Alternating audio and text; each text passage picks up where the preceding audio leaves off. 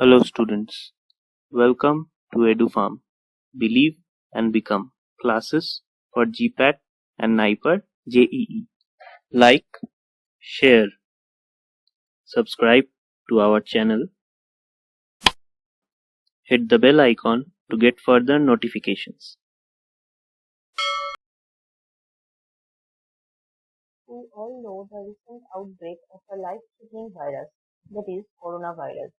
The disease now becomes pandemic because it is an infectious disease where we can see the significant and ongoing person-to-person spread in multiple countries around the world. So in this video, I am trying to focus on the virus, its symptoms and its pathophysiology. So now let's begin.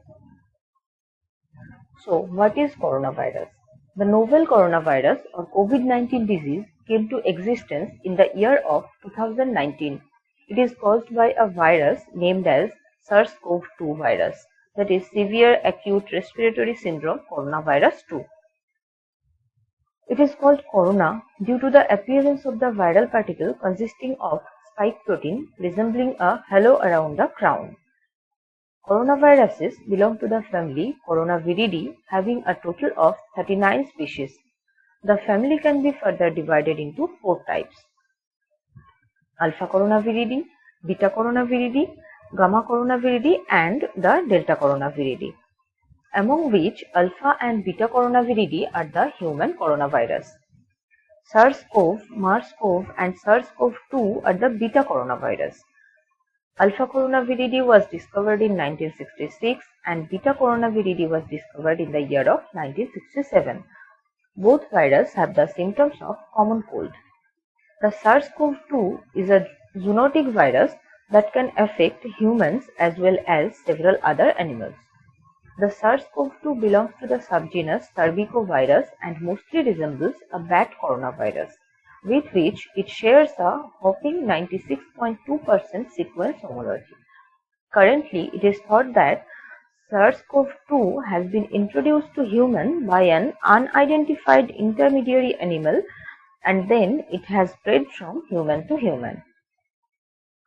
That is, genome of the SARS-CoV-2 is similar to bat coronavirus but differs in receptor binding site, which means that bat coronavirus cannot directly infect human lungs because its receptor cannot bind to the lungs.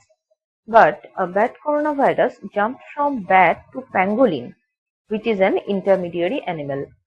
The virus combined in pangolin and that is incorporated the pangolin coronavirus's receptor binding region.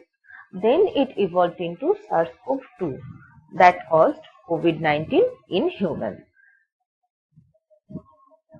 So the structure of the virus. The virus is pleomorphic to rounded envelope particles having diameter of 60 to 220 nanometer, which is surrounded by a fringe or layer of typical club-shaped spikes which are responsible for the attachment to the host cell. The virion is composed of about 4 to 6 proteins and possesses lipid bilayer. What type of virus is this? This is a RNA virus. The genome of the virus consists of single-stranded polyadenylated positive sense RNA. That is, it is an infectious virus. The virus has 4 important structural proteins.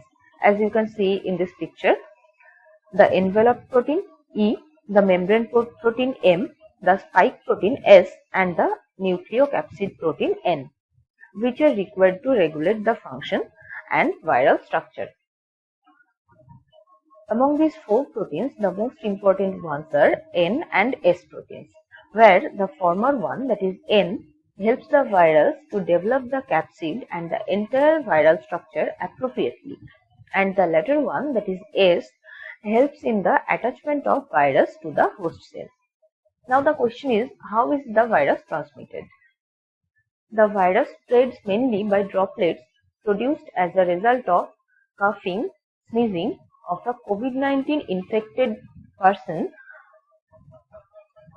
One can get infected from the cough of the infected person, especially if they do not cover their face when coughing or sneezing.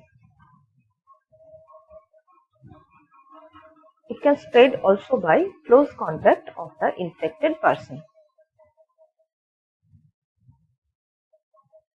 The symptoms of the coronavirus. Coronaviruses invade the respiratory tract via nose. After an incubation of about 3 to 14 days, they cause the symptoms. The symptoms are sore throat, fever, cough, fatigue, muscle pain, and shortness of breath. In severe cases, difficulty in breathing and even death can occur.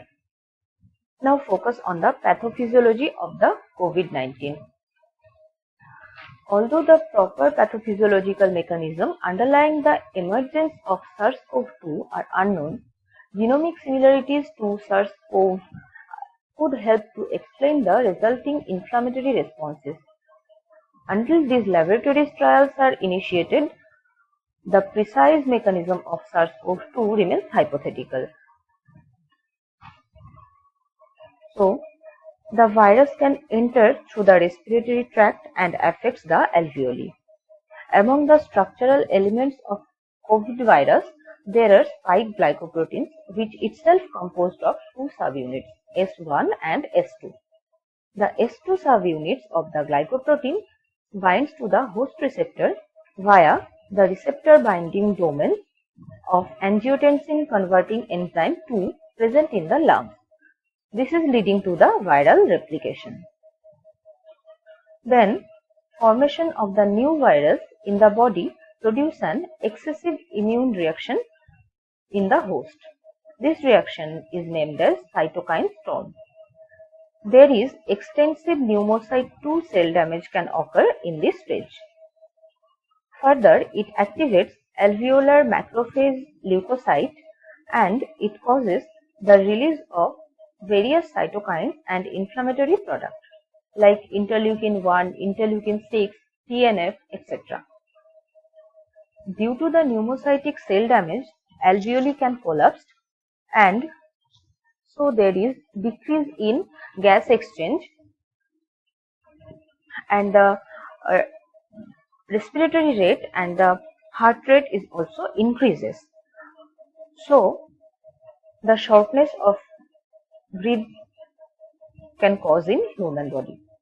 On the other hand, inflammatory cytokines can affect neutrophil, which can release the reactive oxygen species, that is ROS, as a protective mechanism.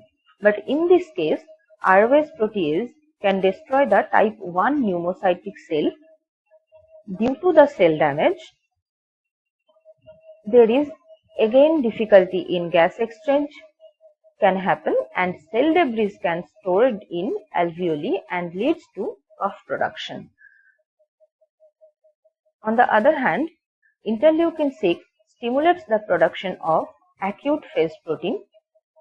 This can produce cytokinin release syndrome or systemic inflammatory syndrome. So the pyretic action can happen, that is fever can happen and sometimes multiple organ dysfunction can happen. Hope you all like this video. For further updates, stay tuned. Thank you. Stay safe. Team EduFarm.